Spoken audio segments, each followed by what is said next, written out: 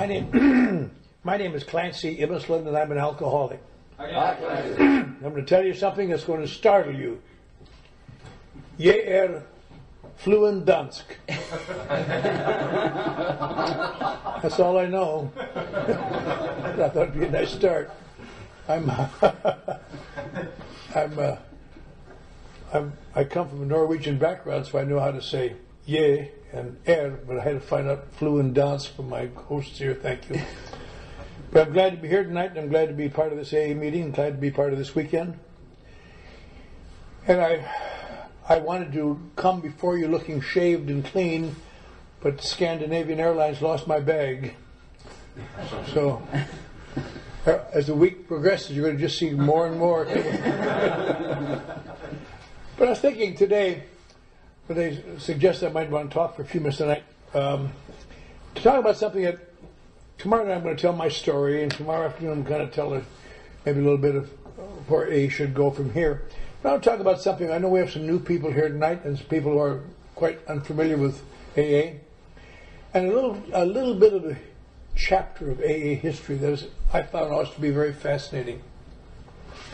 Most of you know that AA struggled very much in their first few years. They just couldn't get anywhere, and they were having a terrible time. And then a magazine or a newspaper, a magazine, the Saturday Evening Post, had a man who specialized in unveiling corruption.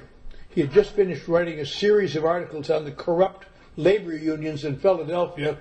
His next assignment was to wiggle your way into this thing called Alcoholics Anonymous and blow the whistle on them.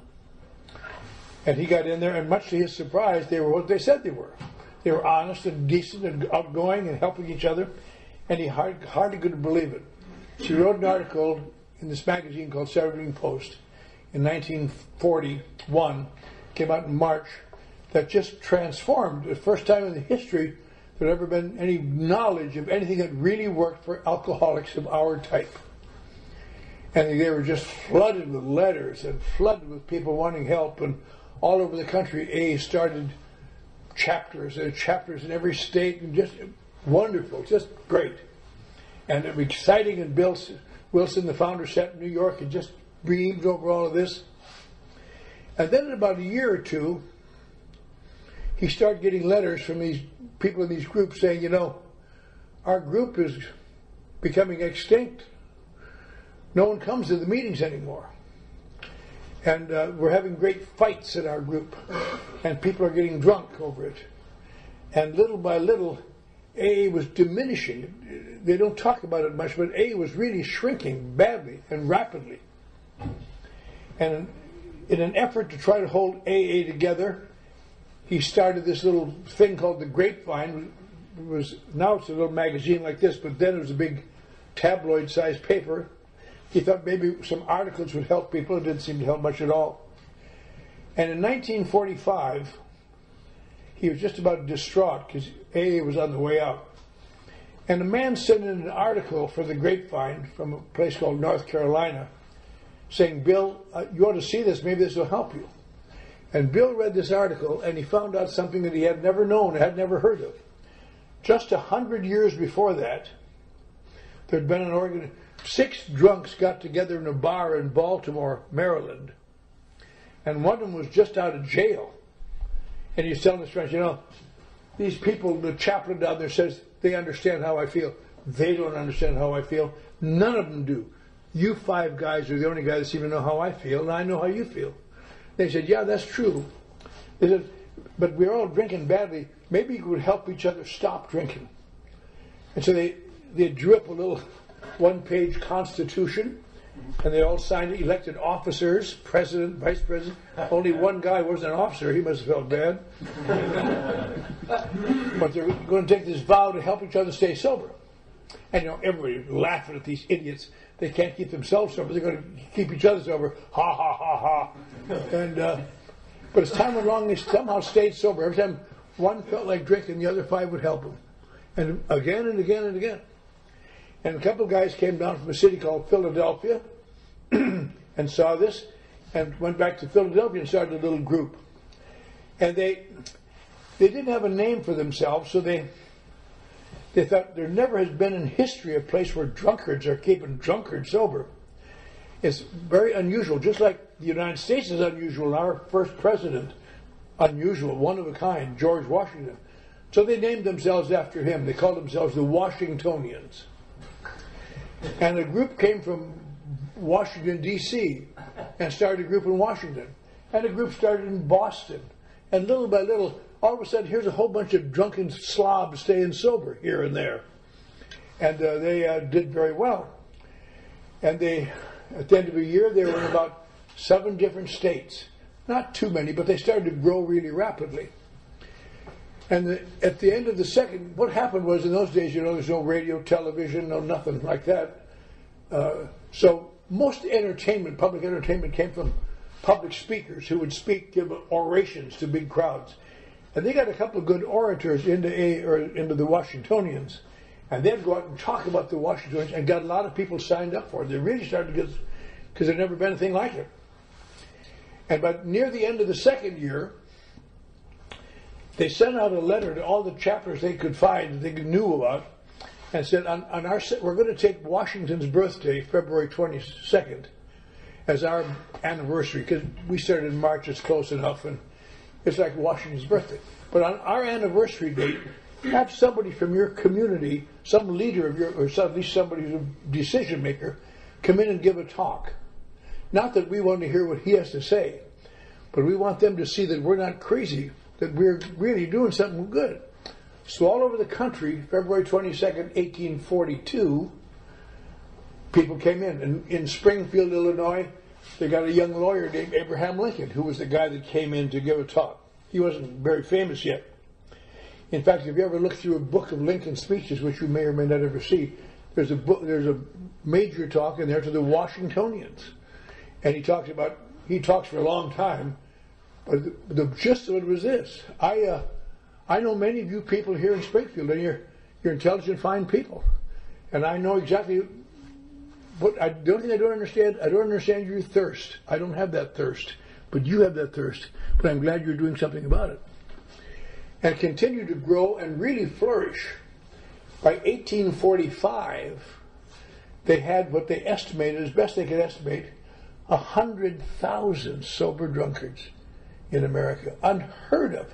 Now that may not be impressive to you, but stop and think. AA, after 5 years, didn't even have 1,000 sober people. And they had 100,000 without a telephone, without nothing, just all 1-to-1, 1-to-1, 1-to-1. And then in 1845, these guys got thinking about things that seemed right to them, because it seems right to some people in AA today. If we could help drunkards, we should really help a lot of people. We should help people with narcotics problems who aren't drunkards, not heroin and cocaine like today, but opium and things of that nature. We should really get involved in politics, because we got a lot of guys here who are really well-mannered, and we should help people. Maybe we can get into the anti-slavery movement, help work towards the anti-slavery movement. Maybe we should work towards annexing Texas into the United States. Maybe we should work on stamping out the sale of alcohol, because then there wouldn't be any drunkards. And on and on. And they really all got involved in this, and they all took on a course, and they worked off. And 3 years later, by 1848, the movement was extinct, and with very few changes, they all died drunk. I have a book home written in 1861 by one of the few survivors who said, I don't know what happened. We were doing so well. Then people didn't want to come in the meetings. They didn't want to help new drunkards anymore. They just seemed to all get caught up in their own thing, and one by one they got drunk, and down they went. And they became extinct. I'll tell you how extinct they became. Just 100 years later, Bill Wilson had never heard of them, and nobody else had ever heard of them. And Bill Wilson read this article and thought, my God, so many of the things in there they're talking about, people crying for publicity. One of the things they got in the problem with the Washingtonians, the speakers got fighting who got the most publicity and who was best known, and they were fighting about all sorts of things, power, prestige. And he thought, God, this is the same thing I'm seeing in my letters coming from all over the country. What could I do? And in desperation, he sat down and thought about it for days and weeks. And in the last gasp effort to save Alcoholics Anonymous, he wrote the 12 traditions. Now, not the way we heard them read tonight, although read very well. I need a ride back to the hotel, that's why I said that. But he wrote them in the long form. I'm sure most of you know the long form. If you don't know about it, in the back of the book, across from the short form is the long form. The same thing, only at length, because it really describes what they're saying. In my home group in Los Angeles, which incidentally is the largest group in the world, 1,000 people every Wednesday night, we read the long form once a month so the new people will know what the hell it's about. And he wrote these long form, these traditions, in an effort to save AA, based on the experience of the Washingtonians and his own experience. And he published them one by one in this new little paper called The Grapevine. Now, wouldn't you know it? Most of AA refused to accept them. Because AA had the same problem then that they have now. It's full of alcoholics. Nasty bunch. We don't want any rules! We came here to find love! We don't want your goddamn rules! You know. And people wouldn't accept them. And he started a campaign. He'd drive around on his motorcycle all over eastern United States, going to meetings and talk about the tradition. Sometimes if you read about it in the history books, he'd have his wife in the sidecar with him. He'd go places. He'd go give talks. And interestingly, it got to a point, and this is really kind of sad, groups would say, Bill, would you come and speak at our anniversary? Only if you promise not to talk about the traditions. If you have a tradition, don't come. We don't even want you to come in the building. I mean, that's bad news. And so there were some people accepting them, a lot of people didn't, a lot of people getting drunk, a lot of people having fights. And so there were two people, some of you who are new don't know this, there were two founders of AA, co-founders, Bill Wilson and a guy out in Akron, Ohio named Dr. Bob Smith. And they got along very well. But their followers never got along. That's the way it always is in AA. Every time you have more than one group, there's two people who don't like each other. But the people in New York thought they were too religious in Akron, because in Akron they still were hanging on to a lot of the old Oxford movement from which the AA had sprung, and in Akron they didn't think New York was spiritual enough, that they were too action oriented, not spiritual enough. So Bill and Dr. Bob thought, we got to get these people together because we're having a lot of problems. So they decided to have one meeting once. We will have one meeting where we will invite representatives from alcoholics all over the country to come and sit down, and we'll explain the traditions to them and they'll understand it. So they said to their followers, get us a place to meet. The people in Akron said, well, we'll go to a meeting, we won't go to New York. And the people in New York, not to be outdone in spirituality, said, we'll go to a meeting, we won't go to Akron. So Bill and Dr. Bob got together and they came up with the Solomon-like solution, Cleveland, Ohio. Okay. So July 4th weekend, 1950, the largest group of sober alcoholics that ever sat in one room together sat down there. And they, it was really interesting. Bill talked. Dr. Bob at this time was dying of cancer. And he'd been he was just behind Bill in sobriety, 15 years sober. And they said, you probably don't want to talk about it because you're dying of cancer. Oh no, I've got to talk. I'm 15 years sober. I'm next to the oldest sobriety in the world. And I want these young people to know that it works. So on that day, his son on one side, an old veteran on the other side, helped a tall, gaunt, sick, dying man to the podium. And it was possible to hear his talk on tapes. They have it written down in various places. But he started off just not so much, nothing very important. He said, I want to welcome you all to Cleveland. I hope you'll go back and tell the boys and girls in your home group that we're all doing the same thing. We all get out able to put into it, and we all have to work together, and we're on the same path. He said, as I look over this room, he said, I'm grateful that some small thing I did 15 years ago was help to somebody. He said, I want to apologize for my health. I've been very sick. I'd hoped to be better by now, but I'm not. And then he said, but I want to call your attention to 2 or 3 things. And then he gave words that just echoed down the halls of history in Alcoholics Anonymous forever. Because they're just as true tonight in Denmark as they were that day in Cleveland, Ohio. Because he was a great AA, and he wanted so desperately to convey what he had found before he died. And he kind of boiled down to 3 things. He said, first, let us remember to keep our program simple. Let us not louse it all up with Freudian complexes, which may be of interest to the scientific mind, but has nothing to do with our work here.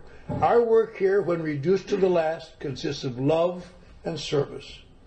And we all know what love is, and we all know what service is. And secondly, he said, let us guard that erring member, the tongue, and try to treat one another with dignity. And that sounds kind of silly, but you know, everybody in this room knows how that is. When you're feeling good, we're all just loving and kind, but let somebody hurt our feelings or do something we think hurt us, and that tongue cuts and slashes and burns. And finally he said, none of us would be here today if someone hadn't taken the time to maybe explain things to us, to take us to a few meetings, to give us a pat on the back when we needed it. Let us never reach that stage of smug complacency when we are too busy to help our fellow alcoholic. He said, thank you, and sat down. Was dead shortly thereafter that. Great talk. And then the next day what they had, 6 young guys, very enthusiastic. They each took 2 traditions, and they tried to explain that these aren't rules, these are suggestions. We're trying to save AA. And you know, one of the things everybody says, we don't need any rules, how are you going to enforce it? There's no enforcement in the traditions. You can break every tradition in there, and we can. There's no punishment allowed. Some of us old-timers feel there should be AA police. Not necessarily for that, but in my hometown, unjustly of course, but I am known as something of an AA dictator. I tell newcomers what to do. You're going to go to this meeting, you're going to that. I'm not really that way at all. I just say, you're going to go to this meeting, I'll kill you. But what people don't realize is that it's impossible to be a dictator in AA without the absolute agreement of the dictatee. All he ever has to say is, screw you. And the dictatorship is over. That's where we should have AA police could come in the night and say,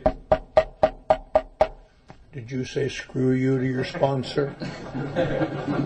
Come with us back to the training camp for a few weeks. But they explained the purpose of AA, that these were things to save AA. And they accepted them that day, 1950. And they've been with us ever since. Unfortunately, over the years, they become just a part of our. A lot of people don't paying no attention. They don't think they are. They're just something to see if newcomers can read it and say anonymity. You know, what does it mean? But they are so important. But most of the things in there are not very difficult to accept, as we've heard tonight. He wrote them in order that he thought they were important. He said the first one should be unity, and that certainly is true because there's always conflicts in AA. If we all work in unity all the time, we're not going to achieve it, but we have to work towards it. And secondly, there was a feeling that he was going to try to become dictator of AA. So he said the only authority here is the group conscience. And then he got to the 3rd tradition, and the 3rd tradition has been under some fire. It has been and continues to be. It says the only requirement for membership is a desire to stop drinking. And so as a result of that, over the years we get some strange people who come to AA. They're not even alcoholics at all. But they sit here and say, I've got a desire to stop drinking. I belong here, you can't get me out. And it really puzzles a lot of people. How do you deal with those people? Someone who can come to the meeting smelling like booze week after week and talk and say, I've got a desire to stop drinking, screw you. And then you have to, the problem is this. In order to make the traditions a little more condensed. When they accepted them, they make one version of them in a condensed version. And so that's what we read. We read the short form of the traditions. The long form more fully explains it. Now, in the third tradition, it says the only requirement for membership is a desire to stop drinking. It's kind of hard to deal with that. But if you look at the long form of the third tradition, it says we are here to help all those who suffer from alcoholism. Not to desire to stop drinking at all, but to help alcoholics of our type. Then the fourth tradition, I'm not going to go through all the traditions, I'm just giving you an idea. The fourth tradition talked about, there's no question about that, every group was autonomous. You can do whatever you want in your group as long as you're not making AA look bad or hurting another group. The fifth tradition is under the most heat, it has been for years. It says, our primary purpose is to carry the message to the alcoholic who still suffers. And people say, what? That's nonsense. Why do we have, what's this deal about carrying a message to alcoholics? You know, how about drug addicts? It's all one big disease. You know where that phrase comes from? One big disease? It comes from a treatment center that only had one van. That's where it comes from. But to understand why you have to carry the message to the alcoholic who still suffers, I'm going to talk about this a little bit Saturday afternoon too, so you don't have to come. But the whole concept of Alcoholics Anonymous, there's nothing in here that is remarkably wise. There's nothing in anything we do here that's remarkably new. The only thing is this. It is the only organization where one drunkard is talking to another drunkard. There have only been 2 times in the world's history where groups of people like us have been sober. One was in the 1840s with the Washingtonians. One is now in AA. They are also the only 2 times in history where drunks dealt with drunks. Now, why is it so important that drunks should, wouldn't a doctor or a psychiatrist or a minister or somebody know more about things than we do? Maybe they do. But the great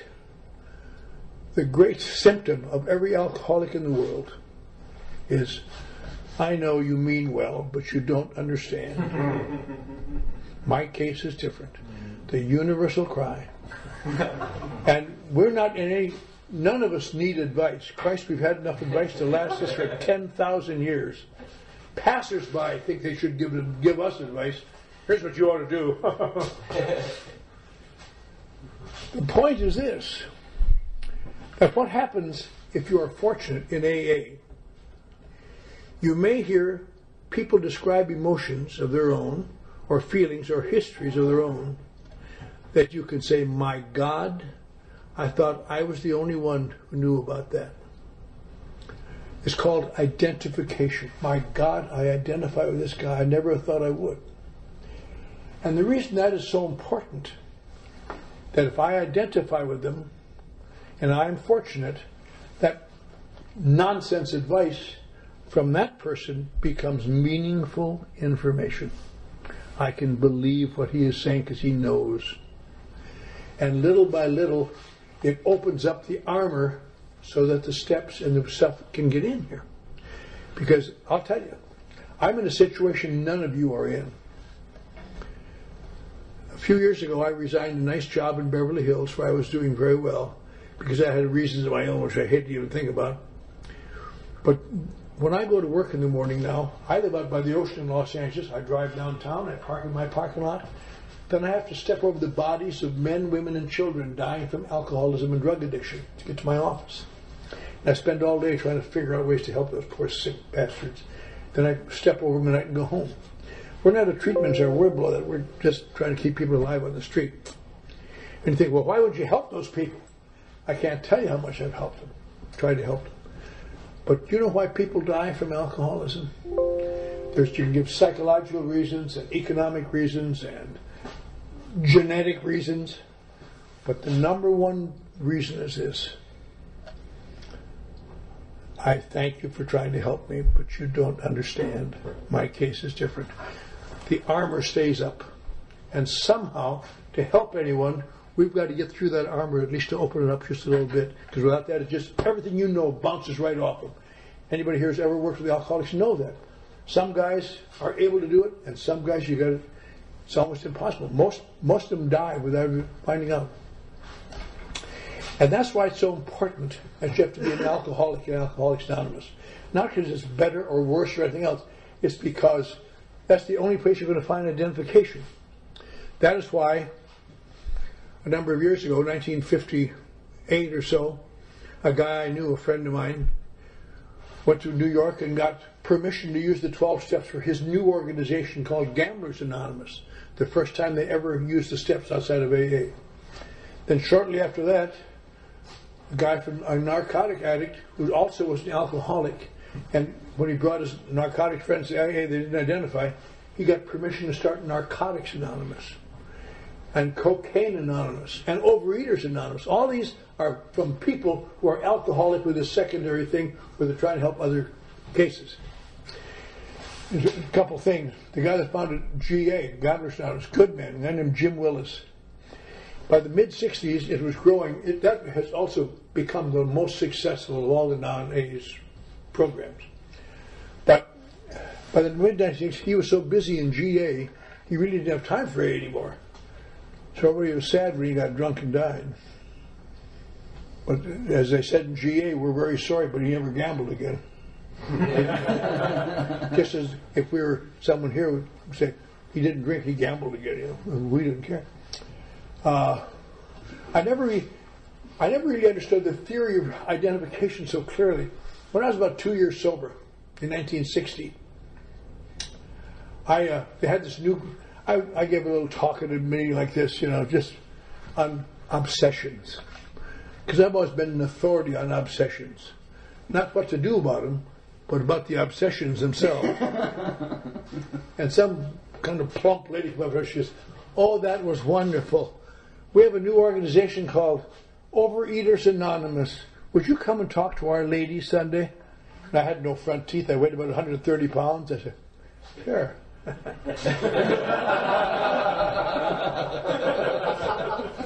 Give him a treat.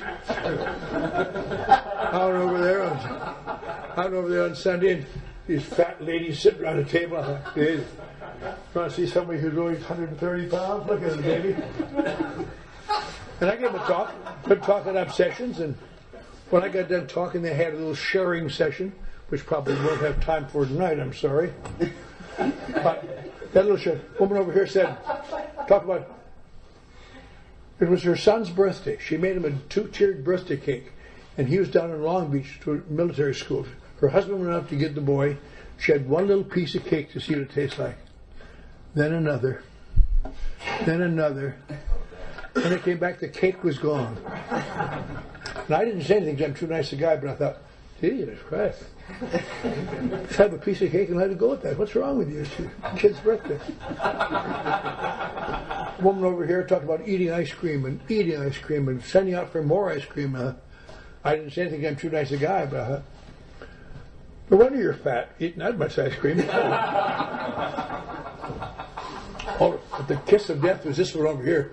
She said she ate till she couldn't eat anymore, then put her fingers down the throat and vomited so she could eat some more. I thought, Jesus, don't bother shaking hands with me after the meeting. I mean, I can see doing that for drinking, but not eating. I've done it for drinking a lot. Oh, the sun's still up. Now, what was different? What was different? I understood exactly what they were saying, but there was no identification. It was just information that had meant nothing to me except just kind of silly. And that's the way we sound to people who don't understand the problem. They say they understand, but they don't. Because unless you're like us, unless alcohol does something special for you, they can't ever understand why you drink. Identification is so important. I have to find someone who will say, yes, and here's I bet you had these emotions. How did he know? And so the fifth tradition is rather important. And that's why in our groups we have to make sure that when people talk or are involved, they can be an alcoholic and an addict. They can be an alcoholic and a gambler. They can be an alcoholic and twist baby chicken snacks for all we care. But you got to be an alcoholic. And then you got to recommend to them that they talk primarily about drinking, not about drugs. Not that there's anything wrong with drugs, but we're trying to help alcoholics identify. Now, I got 3 daughters who are turning 16 this year in AA. And I got a grandson who's in AA. And I was telling him on the way over here, I got a great-grandson who's 2 years old. He either is an alcoholic or he's the child of the devil. That's all I know. I hope he's an alcoholic. But so he could come in here. So we can come in here and hear people talk about their emotions and feelings and what it used to be like, what happened, what it's like now. Not hear a bunch of psychological babble from some treatment center counselor, but to hear the only thing that has ever worked for alcoholics in the history of mankind. And most of the other traditions are pretty clear. And anonymity is the only one that really is. Some people today say, well, God, I mean, especially where I live, these movie actors say, I'm a movie actor. I'm an Alcoholics Anonymous. That's going to make people want to come in. Now, I'll tell you what happens. It's a funny thing. I've never seen anybody who breaks their anonymity who didn't have a problem afterwards. Remember, when I was new, 1958, there's a woman named Lillian Roth, famous singer in America. She wrote a book called I'll Cry Tomorrow. They made a movie of it. And she wrote in her book, I'm a member of Alcoholics Anonymous. They said, you really shouldn't do that, Lillian. Oh, no, I want to help this organization. And a couple of years later, when she was laying face down drunk in her own puke in Palm Springs, I don't know what they thought about it then. Sure didn't hurt AA, it killed her. John Barrymore, a very famous actor, his daughter, wrote a book, I'll Cry Tomorrow. I mean, Too Much Too Soon. And she, about the same time, and she even made it even better. She'd been helped so much by AA that she could now have wine with dinner. She died in a holding cell in Malibu, choked on her own vomit, and on and on. I've been watching this for years. Now, you might think the purpose of anonymity is to conceal you so people won't know. Maybe it was in 1935 or someplace, or 45, but that is what it is now. The last letter Bill Wilson ever wrote before he died was dealing with anonymity. How important, what a spiritual concept. There we submerge our egos into the ultimate good. Now, what anonymity means, it doesn't. Now, because of the nature of my work, I'm on television a lot. And I've had articles written about me in the newspapers and Reader's Digest, other things. And I tell them I'm a recovered alcoholic. And people say, you broke your anonymity. No, I didn't. I am a recovered alcoholic, as far as they know. I'm not recovering, really, I'm recovering, but they don't know that. What I cannot do is mention AA. I can say I'm a recovered alcoholic. I mean, it was Clancy. But once I ever mention AA, you must never see my face or know my name. Because I must submerge my ego into this ultimate thing. And it is a very difficult thing because I don't know why breaking your anonymity should be so harmful, except my concept is this, and I've talked to a lot of people about this. In fact, once upon a time I may be the only person in this room who sat and talked to Bill Wilson for 45 minutes when I was a young guy. Wish I could remember what he said. But the gist of the conversation was, when you break your anonymity, you are now going to help AA. You have reversed the roles. AA is no longer helping me. I'm not helping the little people in AA. And that's the beginning of the end. Because there's nothing over you now, just you and you and you. And the spiritual concept of anonymity is such a vital thing, and it's a difficult, it's a very, interesting. Bill Wilson, who had a great ego he had to continually fight, in the 1950s, AA, Alcoholics Anonymous, won the Alaska Award as the most significant health progress of the year. And Time magazine was going to put Bill Wilson on the cover. And he turned it down, had to just kill him, because God, because I understand that too. I'm the same way. I like. We said, can we shoot you from the back? He said, no, I'll still be noticeable. Not me. But that's a perfect example of what you have to do. You have to submerge your ego here. So really the traditions are really very important. People who don't follow the traditions and groups that don't follow the traditions go down the toilet. I've watched them again and again and again. As long as you're maintaining AA and helping people, you'll survive. And when you don't, you gradually die and wither and die. So all you have to remember here is that, we are here to help alcoholics. And that we are help alcoholics by identification. So we have to be alcoholics and talk about drinking primarily. And we must maintain our anonymity. All the rest of the traditions, there's other traditions that are really debatable. But these traditions have been around so long, and so many people have never have any idea what the hell they're all about. Ever. And so these are things we've got to remember if we're going to keep AA successful and complete, and our lives continue to regrow. Thank you.